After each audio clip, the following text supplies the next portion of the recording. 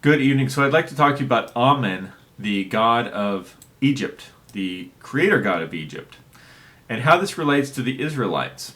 Now, of course, the Israelites came down into Egypt.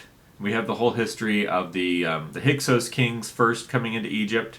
Or let's put it this way: we have the history of the world, the history of civilization, which begins really, as far as the records that we have in the West. The history of the world begins around 3000 to 2000 BC with some Sumerian records and some Akkadian records and some Egyptian records. And what does it show? It shows that there was a race of people called the Amorites, which were a people that came down from the highlands, which of course would be the mountains. And they come down from the mountains and they come down into the land between the two rivers, Mesopotamia, which is Syria, where Iraq is today. So we've got these people called the Amorites, or the Mari people, who come down from the highlands in the northwest. They come down from the highlands in the northwest, and they come down into the Middle East, the Crescent region, and they're a very warlike people. They're very warlike. They're very barbarous and warlike. And they basically just take over all the territory and start making it their own. And these people encountered the Sumerians in the southwest. The southeast, down in the base of Iraq, where the two rivers flow into the Gulf there. They encountered those people, the Sumerians, who seem to have already had an established culture, which was more civilized than the Mari people, which we know as the Akkadian-speaking people, who we also know as the Semitic people. Now, this group of people that came down from the highlands in the northwest mountains up there, which I guess we're calling the Caucasians, right? I mean, are these Caucasians? I guess they are. And so, because it says they're coming down from the highlands of the northwest, and they come down into the Middle East, and they take over everything from Iraq all through the crescent of Syria down into Canaan and northern Egypt. So this is a period of time where this particular race of people, known as the Amorites, rule the entire world from Egypt through Canaan, through Syria, and into Mesopotamia and Iraq. They run it all. And there's these different dynasties, and they're all basically the same race. They're all this Amorite race, and they just rule everything. And so but they were not native Egyptians. They came down from the highlands. They weren't native Egyptians, and they weren't native to Iraq, which the Sumerians were down there. Now the Sumerians appear to have come down maybe on some ships up through the canal, up through the Gulf there, and they may have come from somewhere else too. We don't know. I don't know. I personally don't know. But there is due to the records, I'm inclined to believe that the Sumerians, they may have been there for longer, or maybe they had arrived on some ships and landed there, which is a real possibility that they arrived there by boat. And they just went right up into the Gulf there, and where the marshy land is, and it was very fertile land, and it was a good place to go. So anyway, now there's something that happened before all of this that I don't really know what happened. There's not a whole lot of records of it, but we know something happened because the Hyksos people were not native to Egypt, but here they were now ruling northern Egypt. And southern Egypt was ruled by the black Africans. And the middle part of Egypt was ruled by the true Egyptian royal family, who had been basically lost all their territories to the Hyksos people in the north, who now, because the Hyksos are ruling all of the northern part of Egypt and Canaan, and through Syria and through Iraq, like that whole territory, right? Those are all the Amorites, and in Egypt they're called the Hyksos. And then you have this little sliver in the middle where you have the true royal bloodline of Egypt, and they're just kind of holding a little tiny bit of territory there in the middle. And then below them, you've got the black Africans who've basically turned all that into their territory in the southern part of Egypt. So what happens is around 1550, Amasis, who is a racial, royal bloodline Egyptian, takes back all the territory. He raises an army. They get their power back, and they conquer the people in the south. They take back all that territory in the south, and they take back all the territory in the north, all the way up through Canaan, all the way to where Anatolia, or back then it was the Hittite Empire, or the Hittite Kingdom, was up there where Turkey is today. Right? Those were the Hittites. They were an Indo-European speaking people. Now, the interesting thing about this Amasis line, which is, according to the Egyptian records, these are the true Egyptians, is they have red hair, and they are white. They're like white people with really red hair. And when they're blonde, they're not just blonde, they're like blonde red, like reddish blonde. And their eyebrows are blonde red, and their hair is like just red. I mean, these are some redheads. And they're ruling Egypt. And they take back everything. And so this is around 1550 BC. Now, it's odd because you have these Egyptian redheads here in Egypt. And then over in the Americas, they found mummies. Here in Nevada, which I'm in California, but out in Nevada, they found a mummy. And I don't know if it had red hair, but it was, it's on this territory where it looks like, if you look at a map of Nevada, you'll see basically just mountains surrounded by what looks like dry lake beds. And this goes through Utah, right? It just goes through Nevada, through Utah. It's like a bunch of mountains surrounded by what looks like dry lake beds. And near one of these dry lake beds, there's a mummy in a cave, and this mummy appears to be European, right? Like Northwest European, like a white person who's living out there from a long time ago. And the Indians or the Native Americans who lived out there would say that this was their ancestor, but then the people who were want to do the DNA testing are saying, I'm sorry, well, I want to be rude, but this person's probably closer to our ancestor. And there was a big, discussion and argument about that, which I'm not going to go into. But it just shows that there was something going on before something happened. Like something happened which changed the planet Earth, because the planet Earth seems to have had a civilization run by these basically white people with red hair and like blonde red hair. And they were all over the place. They were in North America, and they were in Egypt, and they were ruling Egypt, and then something happened. I don't know what. And then we have this, when we back look at these Egyptian records, we don't really find them. We find the Hyksos are in Egypt, and these Akkadian races ruling all of Mesopotamia, and the Sumerians are down there. And that's kind of where we start off. And so, anyway, yeah. So now when Amasis, his name's Amasis, and that means born of the moon. Ah is moon. He's born of the moon. Moses is born of, and Ah is moon. So Amasis is the pharaoh who brings back the true royal bloodline of the Egyptian royal family into power. And this is around 1550 BC, and he's one of these guys, and his son, Amenhotep I, has very reddish blonde hair. Very reddish blonde hair. Very reddish blonde. I mean, these are white people. It's just kind of astonishing.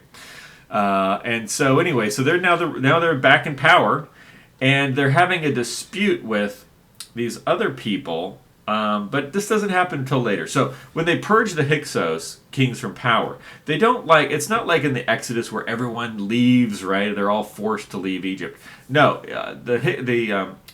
the Amasis group takes back power over the north and the south and unites all of Egypt under their rule, and takes back all of Canaan, and now they're in control. And so now they're ruling over all these other populations. They're ruling over the black Africans, and they're ruling over these Amorite races. And they're ruling over them in Canaan, and they're ruling over them in Egypt, and they're in charge now, right? And so that's how it is.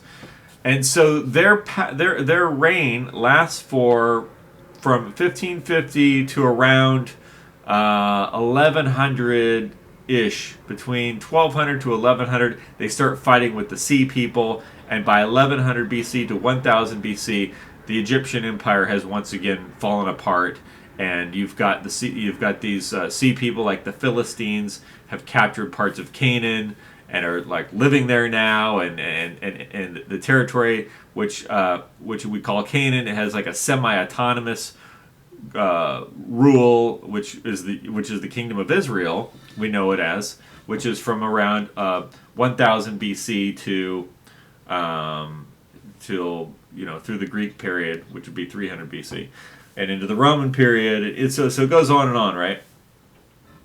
But so what happened was the Hyksos people were around 2000 BC to 1550 BC, and then they get purged. Now then there's people left over from that, or there's new people coming down and still coming down into Egypt. That's another possibility too. I don't know the exact sequence of that timeline, but the basic idea is that people came down from the north, the northern area of Syria, where Syria is today, and came down into Egypt and so forth.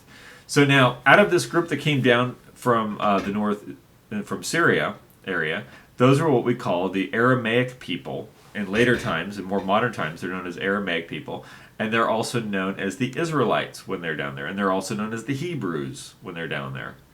And that's who we're talking about. And they're not this other race. They're not these white, red-headed Egyptian ruling class that's ruling now over all of Egypt. They're a different race. They're what we would call a Semitic race. They're a Caucasian race. They may be the Aryan race, but they're not redheads, and they're not these other people. And so there's some confusion on that term, Aryan.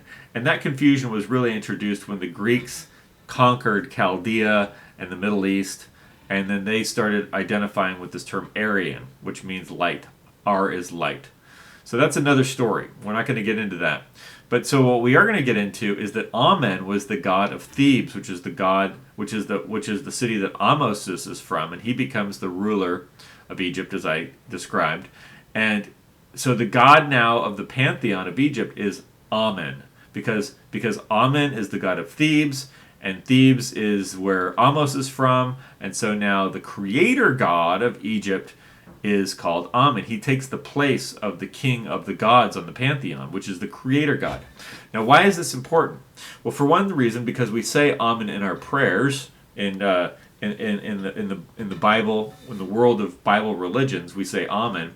And the other reason it's important is because there's a big difference between Enuma Elish creation story and the concept of a creator god. And so when I look back in the history of the Israelites, I do not find a pre-Israelite creator god coming out of the Middle East, coming out of Greece, coming out of anywhere. They're all copying Egypt. They're all copying Egypt. So let me give you one example, because when you think of a creator god, that's what the God of the Bible is. He's the creator God, right? That's what the Muslims then copied the Bible God and made their own creator God called Allah. And so the Greeks did it too, and they had a god which they called Phanes. I believe that's how it's pronounced. Phanes. Anyway, and he also goes by protagonist, which is where you get the word protagonist, which means the first actor. So he's the first. He's the cause, right? And it says here, this is important. It says here it says here that scholars have suggested that this type of god, Phanes, I'm not going to read everything because it'll be too complicated, but this type of god, being like this creator god, is un-Greek and even Asiatic in its conception because of its inherent dualism. And dualism is a spiritual belief that there's fundamentally two concepts. The thought dimension, and this is what I believe, the thought dimension and space and objects. So that's like dualism, that there's two, we're dealing with two items here, the creator and the creation, right? That's not how the old religions were. That's not how Enuma Elish is. That's not how the old Greek religions were. That's not how any of them were. And so this idea that there's a creator, a causal agent, that's Egyptian. And that's what the Israelites picked up when they went into Egypt. And that's why they started a new religion. And what did they do? They rewrote their old books. They rewrote Enuma Elish, and they rewrote all these old books with the flood myth and all this, with a new God, the one God, the causal agent of the universe. See, because when you read Enuma Elish, it starts with different forces. There's these two different types of water, and they mingle together, and that produces. It's kind of more like, oh well, there's this force mixing with that force, and they produce these gods, and those gods produce more gods, and they just repeat. They just begat more gods, right? Well, that's not what a creator God does, because then you have the question of, well, who caused all this? How did this come into existence? What caused the universe in the first place? And that's where you get into the creator God, and this is the God of Egypt. The God of Egypt always had a creator God. Enuma Elish didn't have a creator God. The ancient Babylonian religion did not really have a creator God. It had different gods creating other gods, and the Greeks had gods creating other gods.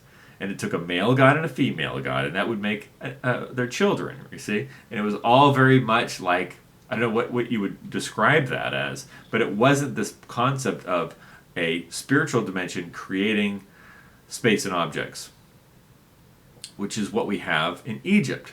We don't have it exactly. We have it mythologized as Atum, or as Amen, or as Ta, or Yepta, but we still have that basic concept of God dreaming up the universe and seeing it, dreaming up the universe and seeing it, dreaming up the universe and seeing it.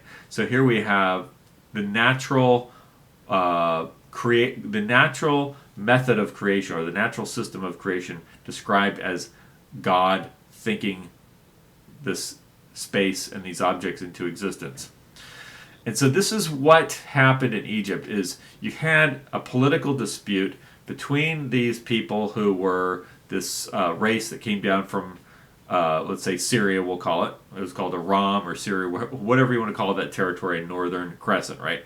They were down. They were still in there, and they had been part of the royal system, and now they weren't, and they were kind of on the outskirts. And there was a group of people in Egypt that really didn't like them and didn't want them around anymore, and didn't view them as having a legitimate claim to any of the royal interests. And there were other people that said, well, they're okay. They're friends. We're going to keep them around. So there was kind of a dispute. It was really the beginning of anti-Semitism in many ways, because the royal Egyptians were against them, and this was essentially the Semitic people that had come down into Egypt. And so the royal family of Egypt started to persecute them, and even started to assassinate them. And so some of these people,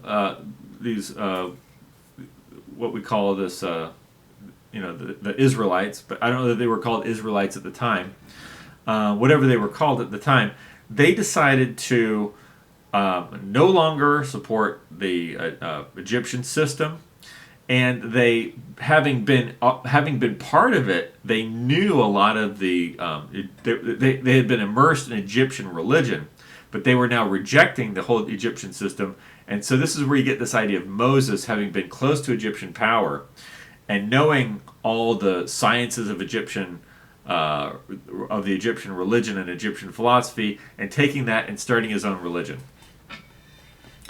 And so that's where it starts. I don't know that there was even ever an Abraham figure. You'd think, well, was there an Abraham figure somewhere in Chaldea? We don't hear about Abraham before Genesis, which we get it in 300 BC. They supposedly had it before that. Let's say the earliest they could have had it would have been 1000 BC, because when you read Genesis, it says that Abraham sojourned in the land of the Philistines, and the Philistines weren't there before 1000 BC. Do you understand what I'm saying? The Philistines were not in Canaan before 1000 BC, and Abraham is said to have come down in Canaan and lived among the Philistines. Okay. The Orthodox Jews say, well, it wasn't really the Philistines, it was somebody else, but they're just calling them the Philistines because that was there at the time, or whatever. Okay, maybe, but there's no record of Abraham before at least before the Philistines were there, because the earliest records we have is that of the Bible, which is in Genesis. And that wasn't written, and that was written in a language that didn't exist before 1000 BC, because the script didn't exist before 1000 BC. Before 1000 BC, they were using that Akkadian script, and it switched over. I think it switched over. It could have happened organically, or it could have come in with the sea people, because we're calling this also Phoenician, and it's all over North Africa, and it's wherever the Phoenicians were, this script was. So that's a whole nother story. I made another video about that. I don't want to rehash that. But anyway, so they come out of Egypt with this new religion, and it's got the creator God. So they rewrite all their old books, so these old pagan books, right? All the old pagan books of the Anunnaki and Enuma Elish and the flood myth, and it's all rewritten with a new God. And this is the God for these particular people that had left Egypt with some of this knowledge and understanding of the creator God, and they wrote this into their Bible. So now Egypt eventually falls apart, but the Israelites continue on, and now they've got the creator God, and so everybody starts copying them, and all these different religions that have become monotheism, they're all copying this creator God of the Israelites, but the Israelites copied it from Egypt. And that's why they say Amen. That's why the Jews say Amen. That's why the Christians say Amen. That's why the Muslims say Amen. They don't know why they say it. They've just always said it.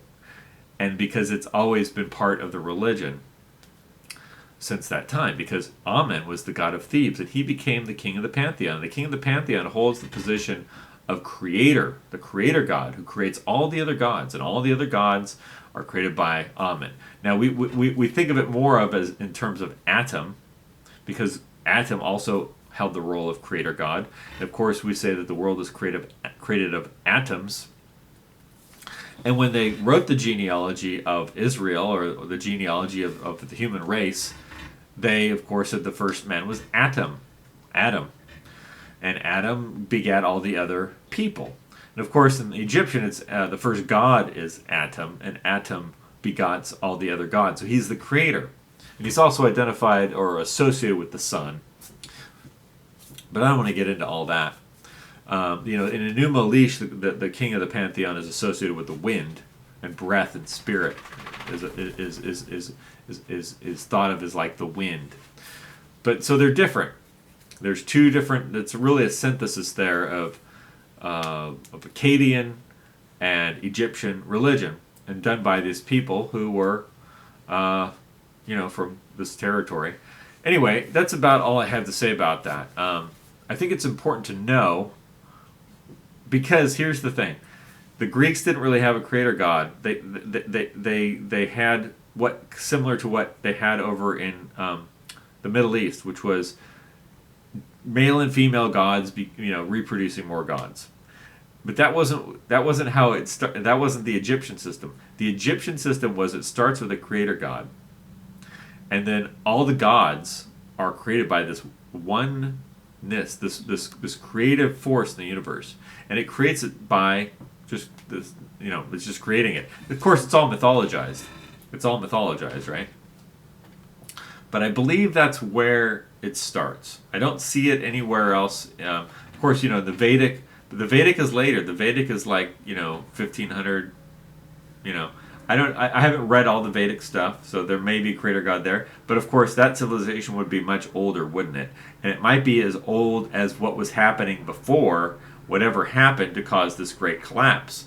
That we don't see history really picking up in the West until the Sumerian Akkadian civilization, which means something had already happened to cause a giant collapse and some kind of a cataclysm. And things seem to have changed a great deal too, because, like I said, they found this mummy in Nevada next to what was definitely a dry lake bed. So maybe at that time the Earth had a different climate, and it had a different type of weather system, because that means all the deserts of Nevada and Utah would have been gigantic lakes everywhere at the time. When was this? How long ago was it? Was it 6,000 years ago? Maybe that's when it was. I don't know. So anyway, it's a big subject. I'm not going to go into it anymore, but for now. But I think it's an interesting subject, and it leads to what is this God? Where does it come from? This answers the question why the Israelites rewrote their old books, these old pre-Israelite books of the Babylonian, Amorite race. The flood myth, the Enuma Elish creation myth. Why did they rewrite all this with a new God? Well, they didn't. They didn't have this God. They didn't have these ideas until they came out of Egypt, and Egypt had a creator God, and so all these other religions that became monotheism, copying the Israelites, seem to have gotten this from Egypt, and so it all seems, in my opinion, from what I can see right now, at least for modern times, it all came out of Egypt. That's where our modern concept of God, the Creator, seems to have come from Egypt.